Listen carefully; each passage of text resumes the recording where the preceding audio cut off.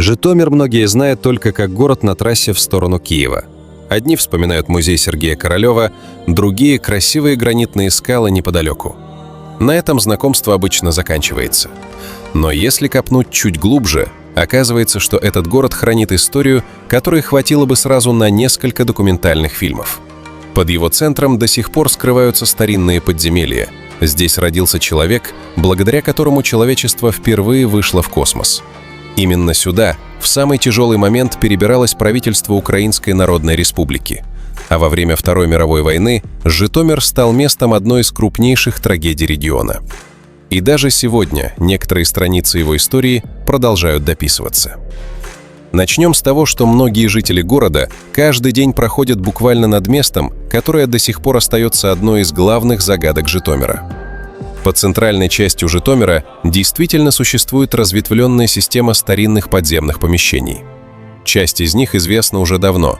Это подвалы бывших монастырей, храмов и старых каменных домов. Другие начали изучать сравнительно недавно, когда исследователи стали использовать современное оборудование, в том числе георадары. При этом важно понимать одну вещь. Когда в интернете пишут о многокилометровых тоннелях, которые якобы соединяли Житомир с соседними населенными пунктами, это скорее городские легенды. Археологи пока не нашли доказательств существования такой сети. Зато вполне достоверно известно, что подземные помещения под старым городом действительно существуют, и некоторые из них относятся к 15-17 векам, а отдельные сооружения могут иметь еще более раннее происхождение. Почему вообще их строили? Во-первых, значительная часть была обычными хозяйственными подвалами. Каменные здания нуждались в прохладных помещениях для хранения продуктов и товаров. Во-вторых, в неспокойные времена такие подвалы могли служить убежищем. Житомир не раз переживал войны, пожары и осады, поэтому толстые каменные своды нередко спасали людям жизнь. Исследования продолжаются и сегодня. Историки признают, что далеко не все подземные объекты нанесены на карты. Некоторые из них известны только по старым документам или случайным находкам во время строительных работ. Именно поэтому время от времени появляются сообщения об обнаружении новых помещений или замурованных проходов. Есть еще одна интересная деталь. Во время полномасштабной войны жители города вновь начали использовать некоторые исторические подвалы как укрытие во время воздушных тревог. Конечно, речь идет не обо всей системе старинных подземелий, а лишь о тех помещениях, которые безопасны и доступны. Получается, что спустя несколько столетий часть этих сооружений снова выполняет ту же функцию, помогает людям пережить опасность. Подземелья напоминают о прошлом Житомира. Но если посмотреть не вниз, а вверх, становится понятно, что именно этот город подарил миру человека, благодаря которому слово «космос» перестало быть фантазией и стало частью реальной истории человечества. 12 января 1907 года в Житомире родился Сергей Королев, человек, имя которого сегодня знают далеко за пределами Украины. Именно под его руководством создавались ракеты, благодаря которым сначала на орбиту вышел первый искусственный спутник Земли, а затем в космос отправился Юрий Гагарин. В Житомире семья Королевых прожила совсем недолго. Когда Сергею было несколько лет, родители разошлись, и вскоре мать вместе с сыном переехала. Несмотря на это, именно Житомир навсегда остался его родным городом. Здесь начиналась его история, хотя путь к мировому признанию был еще очень далек. Судьба Королева складывалась совсем не так, как можно было ожидать. Он увлекался авиацией, строил планеры, учился на инженера и быстро оказался среди самых перспективных молодых конструкторов страны. Казалось, впереди только работа над новыми проектами, но в конце 1930-х годов все изменилось. Во время сталинских репрессий Королева арестовали по обвинению во вредительстве. После допросов и следствия он оказался сначала в тюрьме, а затем на Колыме, одном из самых тяжелых лагерей системы ГУЛАГ. Позже его перевели в так называемую «шарашку», где инженеры работали над оборонными проектами уже в заключении. Только годы спустя он смог полностью вернуться к конструкторской деятельности. Именно этот человек спустя менее чем 20 лет после лагерей станет главным конструктором советской космической программы. Под его руководством был запущен первый искусственный спутник Земли, а 12 апреля 1961 года весь мир услышал имя Юрия Гагарина. За этим историческим полетом стояла работа огромного коллектива инженеров, но именно Королёв руководил созданием той самой ракетной техники, которая сделала полет возможным. Сегодня в Житомире работает Дом-музей Сергея Королёва. Он расположен именно там, где родился будущий конструктор. Рядом находится Национальный музей космонавтики, один из самых известных музеев такого профиля в Украине. Здесь можно увидеть настоящие космические аппараты, спускаемые капсулы, двигатели, скафандры и множество экспонатов, связанных с историей освоения космоса. Есть в этой истории любопытный контраст. Один из самых известных людей 20 века появился на свет в небольшом доме провинциального города, а его работа изменила представление всего человечества о возможностях науки. Но если имя Королёва связано с небом и космосом, то следующий факт, наоборот, буквально уходит в толщу Земли. Совсем недалеко от Житомира находится место, где природа и промышленная история неожиданно переплелись между собой. Примерно в 30 километрах от Житомира находится Коростышев, небольшой город, который уже больше 1,5 веков связан с добычей природного камня. Здесь залегают граниты, габра и лабрадориты, благодаря которым этот район стал одним из крупнейших центров камнеобработки в Украине. Разработка местных месторождений началась еще в XIX веке. Камень отсюда использовали при строительстве зданий, мостов, памятников и набережных в разных городах бывшей Российской империи, а позже Советского Союза. Житомирская область и сегодня остается одним из лидеров страны по добыче декоративного камня. С Коростышевым связана и еще одна интересная страница истории. При строительстве мавзолея Ленина в Москве использовали украинский лабрадорит, добытый на месторождениях Житомирщины. В разных источниках указываются разные карьеры, участвовавшие в поставках камня. Однако исследователи сходятся в том, что значительная часть облицовочного материала действительно была доставлена именно из этого региона. После Второй мировой войны добыча продолжилась, но постепенно часть старых выработок оказалась заброшена. Со временем их заполнили грунтовые воды, и промышленный ландшафт неожиданно превратился в одно из самых красивых мест области. Сегодня бывший гранитный карьер больше напоминает природный каньон. Почти отвесные скалы поднимаются над прозрачной водой, а сосновый лес вплотную подходит к каменным берегам. Летом сюда приезжают туристы, фотографы, любители дайвинга и прыжков в воду. Многие впервые оказываются здесь случайно и удивляются тому, что этот пейзаж появился не благодаря природе, а в результате многолетней работы людей. Наверное, именно такие места лучше всего показывают, как время меняет привычные вещи. Там, где когда-то грохотала тяжелая техника и ежедневно добывали тысячи тонн камня, сегодня слышны только ветер, вода и голоса отдыхающих. Но если карьер напоминает о промышленной истории региона, то следующий эпизод связан уже с историей всей страны. В начале 1918 года события развивались настолько стремительно, что руководство молодой Украинской Народной Республики было вынуждено оставить Киев и искать новое место для работы. На несколько недель таким местом стал именно Житомир. Начало 1918 года стало одним из самых тяжелых периодов в истории молодой Украинской Народной Республики. Независимость была провозглашена совсем недавно, но удержать ее оказалось гораздо сложнее, чем объявить. В Киеве вспыхнуло восстание на заводе «Арсенал», а одновременно к городу приближались большевистские войска. Становилось понятно, что столица может быть потеряна в любой момент.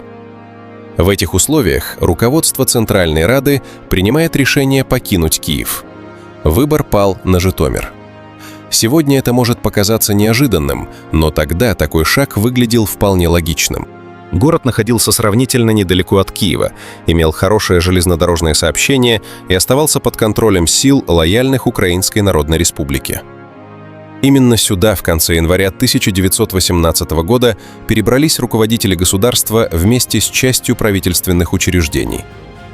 Важно понимать, что Житомир никогда официально не объявляли новой столицей страны. Однако именно здесь в течение короткого времени продолжала работать Центральная Рада, принимались государственные решения и фактически сохранялось управление молодой республикой. Поэтому историки нередко называют Житомир временной столицей правительства Украинской Народной Республики. Но долго спокойствие не продлилось. Положение на фронтах менялось буквально каждый день. После подписания Брест-Литовского мирного договора в Украину вошли немецкие и австро-венгерские войска, которые начали вытеснять большевиков. Уже в начале марта Центральная Рада смогла вернуться в Киев. Для Житомира этот период занял всего несколько недель. Однако именно эти недели навсегда вошли в историю города. Не каждый областной центр может сказать, что однажды именно здесь принимались решения, от которых зависела судьба всей страны. К сожалению, впереди Житомир ожидали события куда более страшные. Спустя чуть больше 20 лет по этим же улицам снова пойдут вооруженные люди. Только теперь речь уже будет идти не о смене власти, а о войне, которая принесет городу десятки тысяч человеческих жертв. 9 июля 1941 года немецкие войска заняли Житомир. Уже в первые недели оккупации здесь начали создавать лагеря для советских военнопленных. Один из крупнейших располагался в районе Багунии, на территории бывших военных казарм. По немецкой классификации он проходил как лагерь для военнопленных, известный под номером Шталаг-358. Через него прошли десятки тысяч красноармейцев, попавших в плен в первые месяцы войны. Точное число узников и погибших до сих пор остается предметом исследований. Разные источники приводят разные цифры. Однако историки сходятся в одном – счет жертв шел на многие десятки тысяч. Условия содержания были чудовищными. Пленных почти не кормили. Медицинская помощь практически отсутствовала. Люди массово умирали от голода, болезней, истощения и жестокого обращения. Многие не переживали даже первую зиму. Особенно трагично выглядит то, что большинство этих людей погибло не в бою, а уже после того, как сложило оружие. Международные нормы обращения с военнопленными немецкое командование на Восточном фронте систематически нарушало, и лагерь в Багунии стал одним из многочисленных примеров такой политики. После расформирования лагеря его история надолго оказалась в тени. Лишь спустя десятилетия на месте массовой гибели людей появился мемориальный комплекс, напоминающий о событиях тех лет. Но трагедия Житомира не ограничивалась судьбой военнопленных. Пока в Багунии умирали солдаты, в самом городе нацисты готовили уничтожение другой группы людей – мирных жителей, единственной виной которых было их происхождение. Именно об этом следующий факт. Он остается одной из самых страшных страниц в истории Житомира. До начала Второй мировой войны Житомир был одним из крупных центров еврейской жизни на правобережной Украине. Еврейская община существовала здесь на протяжении нескольких столетий. В городе работали синагоги, школы, благотворительные организации, типографии, а еврейские семьи составляли заметную часть населения. После прихода немецких войск летом 1941 года эта жизнь начала стремительно исчезать. Оккупационные власти ввели обязательную регистрацию еврейского населения, ограничили свободу передвижения, а затем приступили к массовым казням. Уже в первые месяцы оккупации подразделения Einsatzgruppe при поддержке немецкой полиции и местных вспомогательных формирований проводили расстрелы жителей города. Одной из самых известных стала акция в начале августа 1941 года. Согласно немецким документам, тогда были убиты несколько тысяч человек. Историки приводят разные цифры, однако масштаб трагедии сомнений не вызывает. Речь идет об одном из крупнейших массовых убийств мирного населения на территории Украины в первые месяцы оккупации. Позже казни продолжились. Людей вывозили за пределы города, где заранее были подготовлены места расстрелов. Одним из таких мест стал район Довжика. Здесь сегодня установлен мемориал, напоминающий о тысячах погибших. Фактически, к концу оккупации еврейская община Житомира, существовавшая несколько веков, была почти полностью уничтожена. История Холокоста часто воспринимается как что-то огромное и почти необъятное. Миллионы погибших, десятки стран, сотни лагерей. Но когда смотришь на судьбу одного города, все начинает восприниматься иначе. За каждой цифрой стояли конкретные семьи, соседи, учителя, врачи, ремесленники, люди, которые еще недавно жили обычной жизнью и не могли представить, что всего через несколько месяцев их мир перестанет существовать. После освобождения Житомиру пришлось практически заново восстанавливать себя. Казалось, что самые страшные испытания уже позади, и подобное больше никогда не повторится. Но история распорядилась иначе. Спустя 8 десятилетий слово «война» снова стало для жителей города не страницей учебника, а частью повседневной жизни. 24 февраля 2022 года Житомир оказался среди первых украинских городов, которые подверглись российским ракетным ударам. Одной из первых целей стал военный аэродром неподалеку от города. Для многих жителей именно этот день стал моментом, когда война, о которой еще недавно говорили в новостях, пришла прямо к их дому. В последующие месяцы область регулярно подвергалась новым атакам. Под удары попадали объекты инфраструктуры, энергетики и транспорта. Особенно тяжелой стала осень 2022 года, когда Россия начала масштабные удары по энергетической системе Украины. Житомир, как и многие другие города страны, столкнулся с отключениями электричества, перебоями со связью и необходимостью жить в условиях постоянной угрозы новых обстрелов. Боевые действия затронули не только областной центр. Северные районы Житомирской области, расположенные у границы с Белоруссией, также пережили тяжелые недели в начале полномасштабного вторжения. Некоторые населенные пункты оказались под временной российской оккупацией, другие регулярно подвергались обстрелам уже после освобождения территории. История словно напомнила о себе еще раз. Когда над городом снова начали звучать сирены воздушной тревоги, многие жители стали искать укрытие в подвалах старых зданий. Среди них и исторические подвальные помещения, которые сохранились в центре Житомира еще с прошлых столетий. Конечно, это уже не те загадочные катакомбы, о которых рассказывают городские легенды, а реальные, доступные и безопасные подвалы. Но сам факт выглядит символично. Спустя сотни лет они вновь стали выполнять ту задачу, ради которой когда-то и создавались – защищать людей во время опасности. Наверное, именно в этом и заключается особенность Житомира. Этот город не раз оказывался в центре событий, которые меняли историю страны. Он переживал войны, смену государств, оккупации, трагедии и снова возвращался к мирной жизни.